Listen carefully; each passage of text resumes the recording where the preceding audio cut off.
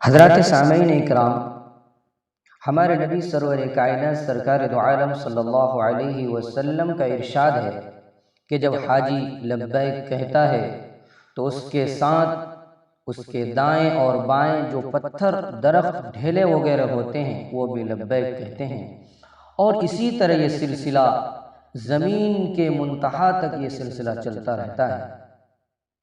متعدد احادیث میں آیا ہے کہ لبیک کہنا حج کا شعار ہے۔ ایک حدیث میں آیا ہے کہ حضرت موسیٰ علی نبینا علیہ الصلاۃ والسلام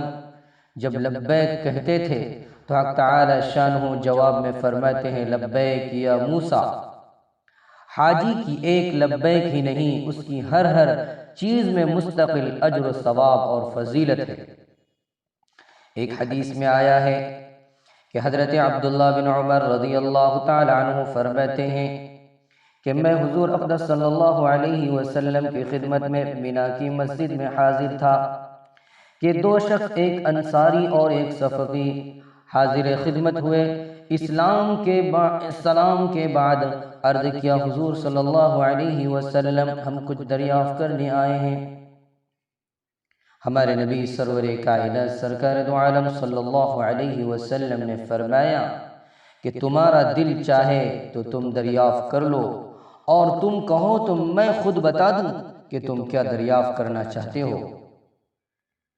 ان دونوں صحابہ نے عرض کیا کہ آپ ہی ارشاد فرما دیں تو زیادہ بہتر ہے۔ ہمارے نبی سرور کائنات سرکار دو عالم صلی اللہ علیہ وسلم نے فرمایا کہ تم حج کے متعلق دریافت کرنے آئے ہو کہ حج کے ارادے سے گھر سے نکلنے کا کیا ثواب ہے، طواف کے بعد 2 رکعت نماز پڑھنے کا کیا فائدہ، صفا اور مروہ کے درمیان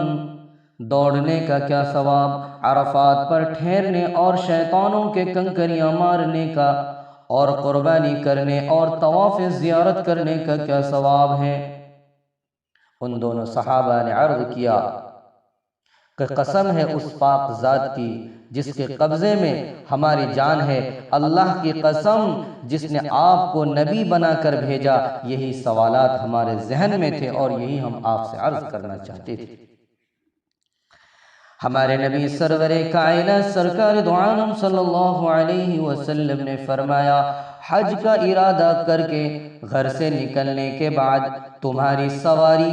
اونٹنی جو ایک قدم رکھتی ہے یا اٹھاتی ہے وہ تمہارے اعمال میں ایک نیکی لکھی جاتی ہے اور ایک گناہ معاف ہو جاتا ہے۔ اور طواف کے بعد 2 رکعتوں کا ثواب ایسا ہے جیسا کہ ایک عربی غلام کو آزاد کیا ہو۔ صفا اور مروہ کے درمیان سعی کا ثواب 70 غلاموں کو آزاد کرانے کے برابر ہے۔ عرفات کے میدان میں جب حاجی لوگ جمع ہوتے ہیں تو حق تعالی شانو دنیا کے آسمان پر یعنی آسمانی دنیا پر اتر کر فرشتوں سے فخر کے طور پر فرماتے ہیں کہ دیکھو یہ میرے بندے ہیں، دور و دراز سے سفر کر کے پراگندہ بال لیے ہوئے آئے ہوئے ہیں، یہ میری رحمت کے امیدوار ہیں۔ اگر تم لوگوں کے گناہ ریت کے ذروں کے برابر بھی ہو، یا بارش کے قطروں کے برابر ہو، یا سمندر کے جھانکوں کے برابر ہو، تب بھی میں معاف کر دینے کے قابل ہوں۔ اے میرے بندو جاؤ، بخشے بخشائے اپنے گھروں کو چلے جاؤ، میں نے تمہارے سارے کے سارے گناہوں کو معاف فرما دیا۔ جن کی بھی تم سفارش کرو گے آج میں ان کی بھی گناہ کو معاف کرتا جاؤں گا۔ اس کے بعد ہمارے نبی سرور کائنات سرکار دو عالم صلی اللہ علیہ وسلم نے ارشاد فرمایا کہ شیطانوں کے کنکریاں مارنے کا حال یہ ہے کہ ہر کنکری کے بدلے میں ایک بڑا گناہ جو ہلاک کر دینے والا ہو معاف ہو جاتا ہے، اور قربانی کا بدلہ اللہ کے یہاں تمہارے لیے ذخیرہ ہے، اور احرام کھولنے کے وقت سر منڈوانے میں ہر بال کے بدلے میں ایک نیکی ہے اور ایک گناہ معاف ہوتا ہے۔ اس سبب کے بعد جب آدمی طواف زیارت کرتا ہے تو ایسے حال میں طواف کرتا ہے کہ اس پر کوئی گناہ نہیں ہوتا، اور ایک فرشتہ ان کے دونوں کاندھوں کے درمیان، دونوں مونڈھوں کے درمیان ہاتھ رکھ کر کے کہتا ہے آئندہ اثر نو اعمال کر، تیرے پچھلے سب گناہ تو معاف ہو چکے ہیں۔ میرے دوستو، یہ حج کا فضیلت، یہ حج کا مقام ہے، کیونکہ جب آدمی لبیک کہتا ہے تو اللہ تبارک